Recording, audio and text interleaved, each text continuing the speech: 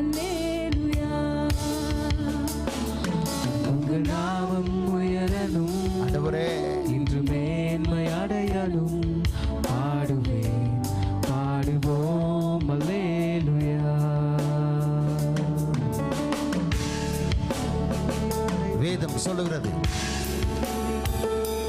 சங்கீதம் 40:3 சொல்லப்பட்டிருக்கிறது, நமது தேவனை துதிக்கும் புது பாட்டை அவர் என் வாயிலே கொடுத்தார்.